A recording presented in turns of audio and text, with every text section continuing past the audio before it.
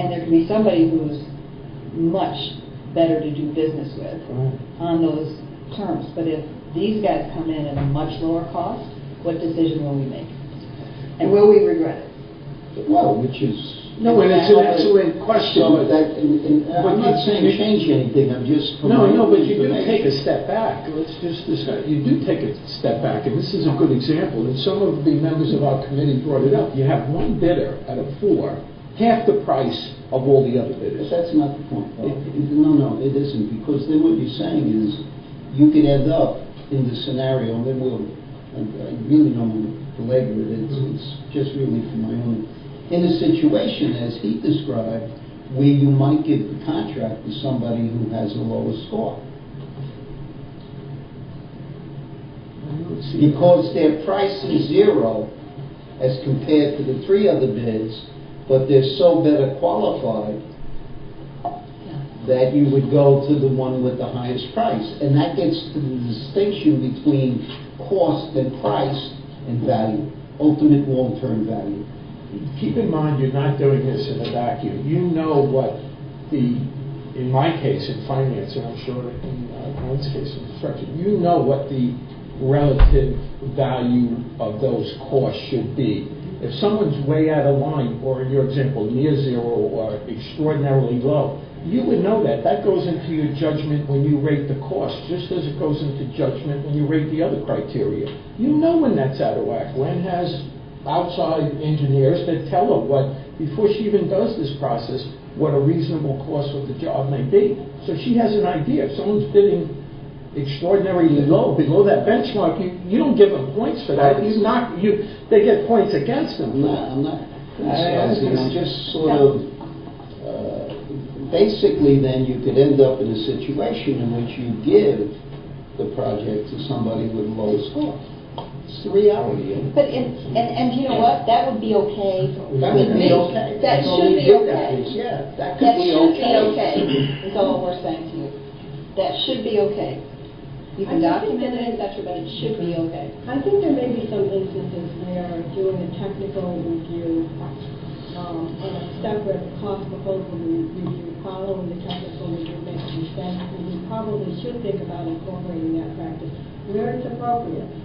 Because I do know there are some instances where the price factor can make the decision. Can skew your numbers. It can. What we try to do here, and I think this is where Bob is going, we try to make certain that we have criteria in place before we open a single response. We have criteria in place so that the cost factor cannot skew the overall outcome of the decision. But certainly the approach that you're describing is an approach that's used statewide. It is an approach that is used fairly often, frankly, particularly where technical expertise is the overriding factor.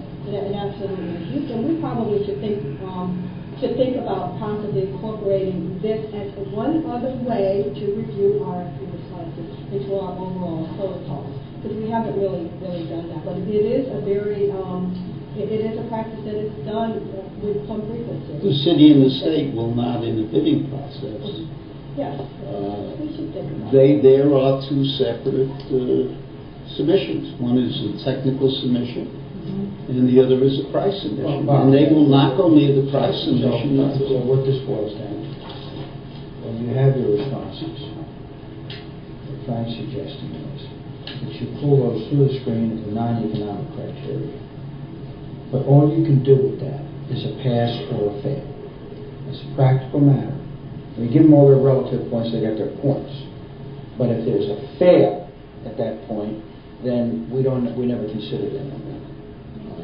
And they're just out. If everybody that survives that gets the points that they get, and then the economics weigh in. They're either qualified or they're not qualified. And then, because you can't end up in a situation where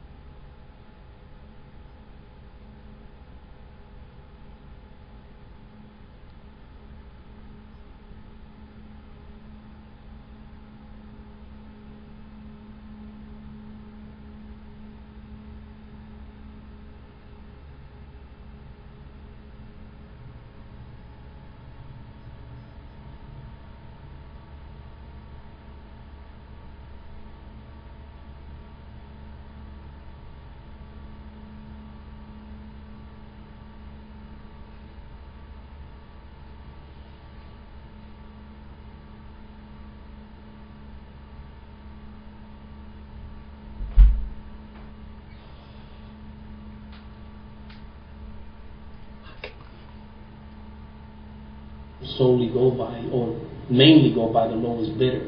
You know, they're the ones that build the planes, they're the ones that do everything. If you're the cheapest, you get the contract. Now, do we send out a letter letting them know, hey, you were the lowest bidder by number, but we disqualified you because of this, and that, so that they're aware. Otherwise, they could come and raise hell and say, hey, why did you award this contract to a guy that, bid it twice as high as we did? What was the reason? So I'm just saying we should send out some kind of literature letting them know why they were rejected, so that next time at least they're aware of what they need to do. And we award to the lowest responsive and responsible bidder. So the bidders are very much aware that they could be the low bidder and not walk away with the award of the contract. They're aware of that from the RFP itself. But when you disqualify them, you make a list saying, this is what we're disqualifying this person. So we don't send out letters. We do not send out letters identifying the reason for the proposal or the reasons why the person is not awarded the contract. We don't do that. Yeah, I wonder if that's a good idea. Well, I'm just thinking. No, I hear it. I'm just wondering. We don't notify them that they were selected, but we don't tell them the reasons. If they want verbal feedback, though. Yeah. And typically, I was just going to say, typically, informally, they'll say, can you just let us know why the winning proposal, more appropriately met your criteria, et cetera. So general information is provided fairly routinely. Okay. And that's done frequently. A lot of the firms check in and want to know why and understand the process. But we do notify them that they were not selected. So that's important. I know that in the private sector, if you submit a bid, I used to do work for, let's say, Turner Construction. If my bid was 25% lower than someone else's, they would call me in to make sure that, hey, I understood the scope, and if I did understand it, then I would have to, post a bond, and then they would award me the job. It's like if you underbid it and you bond it, then it's your problem, because we're going to get the job finished regardless. That's interesting too, because on the construction side, this comes up with more frequency, where you have to call someone in and walk through the elements of the scope to make certain that the price that you're going to be covering everything that we're requesting you cover in our scope of work. That is done on the construction side. Gwen can speak to that more than I can, but occasionally you will have to. We don't have to get into it. We can just move on. I was just thinking, they have grounds to sue the authority because they gave us a low price and we gave it to them. Okay, but I think our internal review, protocols, analysis, and documentation. If the $95,000 guy wants to raise equities, I think we probably have pretty good defenses. Okay. So what's cooking? We got these resolutions here. We're going to call the question. Yes, it's asking the members to authorize entering contract with CBRE and with PFM for the real estate and. Motion. We got a second. No opposition. Passed. All right, Sigma. Okay. Who's up with that next?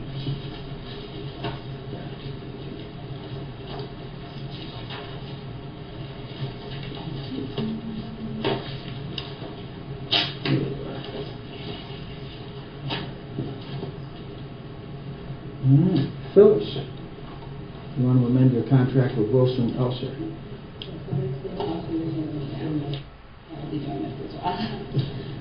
As all of you know, we have a contract with Wilson Elser to serve as our Tort Defense Litigation Counsel that has been in place since July of 2007. That was initially a 3-year contract that has since been amended for both money and time, and it's currently set to expire in June 2015. Under this prior retainer agreement with WeMed, they've represented us on 2 major types of cases: personal injury, which we have about 10 a year, and the 9/11 litigation. The bulk of the cost under this contract has been due to the 9/11 litigation.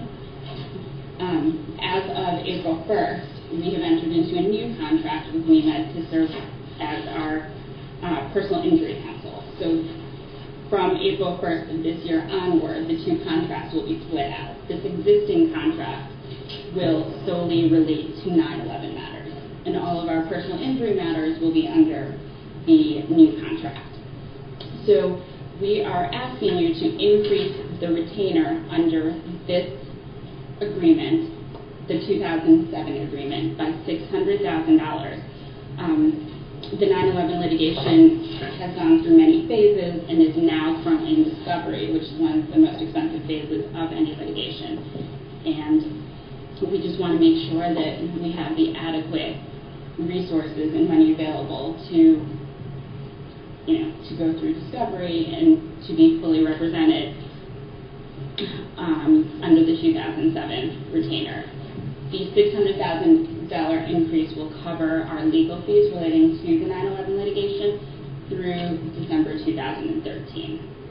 The current contract value is $1.32 million, and adding the $600,000 will bring it to $1.82 million. Again, the contract is set to expire in June 2015. So we're asking that you authorize solely a dollar increase in the amount of this contract. These folks are, I looked at the litigation report too. They are focused on the 9/11 litigation. So They also do our tort work, our personal injury, flip and qualified cases that we have on the property. But the major component of what they do is the 9/11 litigation. And have they been working for us for 10 years since 9/11? Yes, which is why we keep extending the contract. And working well, mostly procedural, not substantive. And unfortunately, that's just the burn. the contracts have been in place for quite some time. That's why we insisted on doing a new solicitation. But the 9/11 cases, we had to hold back because we had to hire a new firm to do the 9/11 cases. We'd be in the millions of dollars just for that firm to get up to speed on the 9/11 litigation. So we're keeping the contract open only for the 9/11 litigation piece. We have competitively bid the personal injury piece. This firm happened to have been successful in getting a new contract under a competitive bidding process. The tort went out for bid in 2001. Yes, it's part of our pool. And by the way, they've been doing it up to this point. So they leverage their institutional memory in some way, shape, or form. Okay, good. Other questions or comments on this recommendation from staff? We have a resolution. Do I have a motion? Second from Mr. Mattoon. Hearing no opposition, approved.